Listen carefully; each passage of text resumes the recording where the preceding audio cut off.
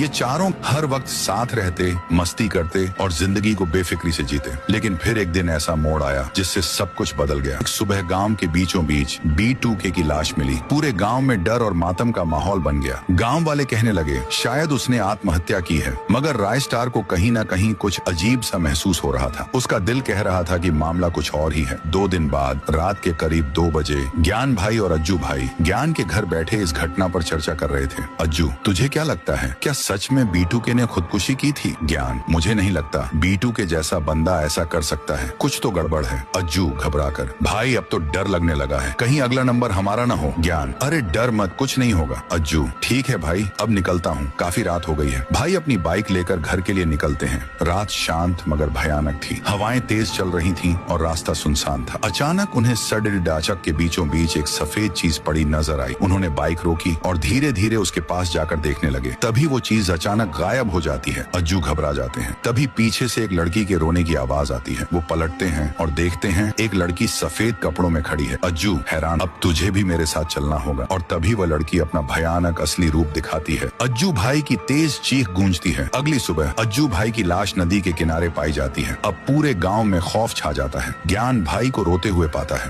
वो उसके पास जाता है और गंभीर आवाज में कहता है, ज्ञान तू मुझसे कुछ छुपा रहा है, अब सच सच बता दे। ज्ञान आंखों में आंसू लिए, वो उस दिन की बात है जब हम पार्टी से लौट रहे थे। B2K ने बहुत पी रखी थी और वही गाड़ी चला रहा। अचानक एक लड़की सड़क पर आ गई और हमारी गाड़ी से टकराकर उसकी मौत हो गई। हम डर गए और उसकी लाश वहीं छोड़कर भाग गए। अब वो लड़की आत्मा बनकर लौट आई है और हमसे बदला ले रही है। अब अगला नंबर मेरा है, मुझे बचा ले भाई। उसी रात राय स्टार ज्ञान भाई को लेकर कब्रिस्तान जाता है। वे उस लड़की की कब्र के सामने खड़े होते हैं। मैं जानता हूँ तुम यहीं हो, अगर मेरी बात सुन सकती हो तो सामने आओ। अचानक तेज हवाएं चलने लगती हैं। फिर वो भूतनी सामने आती है। उसका चेहरा बेहद भयानक होता है। राय स्टार, जो हुआ वो गलत था। तुम्हारी जिंदगी छीनी गई, मगर बदला लेकर क्या तुम्हें चैन मिलेगा? आत्मा, तुम्हारे दोस्तों ने मेरी दुनिया तबाह कर दी, अब उसका हिसाब देना होगा। फिर वो जोर जोर से हंसने लगती है। जमीन कांपने लगती है, आसमान गरजता है और पूरा कब्रिस्तान धुंध में डूब जाता है। कुछ ही पल बाद जब धुंध छटती है, राय स्टार देखता है, ना वहाँ आत्मा होती है,